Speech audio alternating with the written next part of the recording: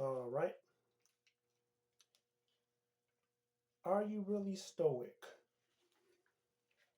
A lot of times, I'm pretty sure you've all heard of what stoicism is, how not to let your emotions get the best of you. And that's something that we tell ourselves when we find ourselves in a weird circumstance that we can't resolve. We'll just say, well, I'm stoic. I'm not going to let it bother me. At least that's what we say to ourselves. What I found over the past 20 so years or so, when I would find myself gravitating towards stoicism just to endure and endure, it's because a lot of times I found that I'd exhaust every type of idea I thought I could to like rectify a situation. And I would just say that I was stoic and I would just keep on going. You read some stuff by Marcus Aurelius or Seneca, and it makes sense. And I found myself, I was saying that to myself like I'm stoic, memento mori, and all those things. But if I was to be honest, it was just rationalizing a situation I should have gotten out of that I didn't really have the motivation to quite leave. And to be honest, the longer you stay in the situation where you resort to saying you just surviving in it, over time that situation will change the way that your brain works. I found that sometimes when I was in certain circumstances, maybe it was a job I should have gotten away from or a type of relationship that I had with an entity or persons that I should have gotten out of, that the longer you stay in it, you'll have cognitive decline.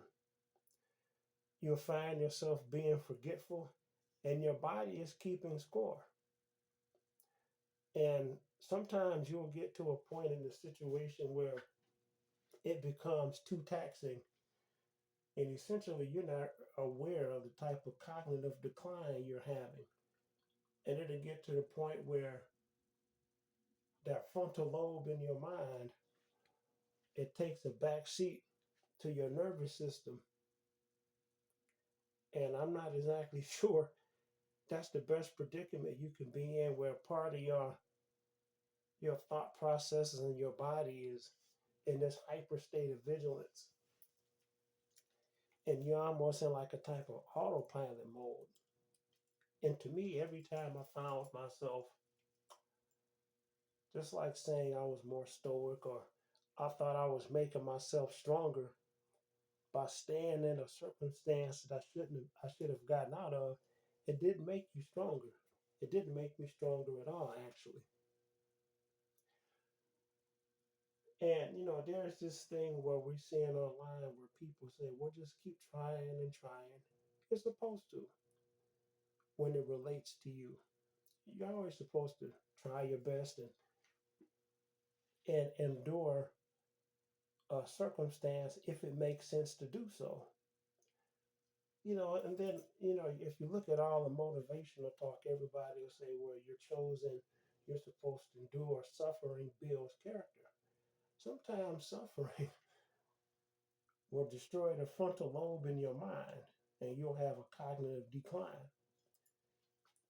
It's something I was saying earlier where if you're suffering for a reason because you're making yourself stronger, that makes sense.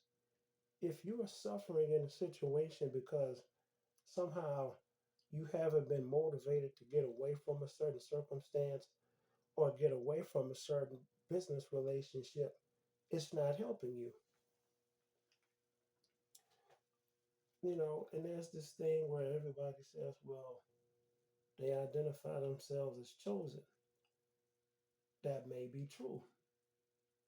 Don't let the title place you in a circumstance where you think you always have to keep placing yourself in situations where it's always an uphill battle.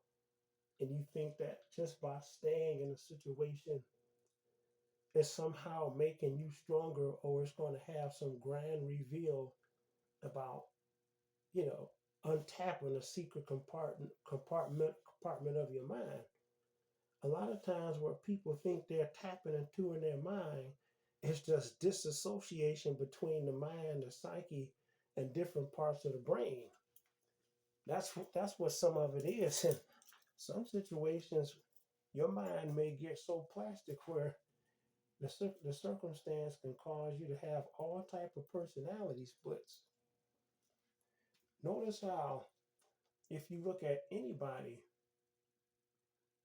who's gotten those situations where they could they had always handled trauma after trauma after trauma, they would have to keep reframing their minds and creating splits and disassociations in their personality. That's the thing. What a lot of people think that they're tapping into something. What's happening is they're they're actually developing mental problems. What I can say is, if you have a gift and you see that you're being attacked for it, you got to know how to get out of certain circumstances because your gift can be broken, it can be perverted. So there you go. Thank you for listening and watching.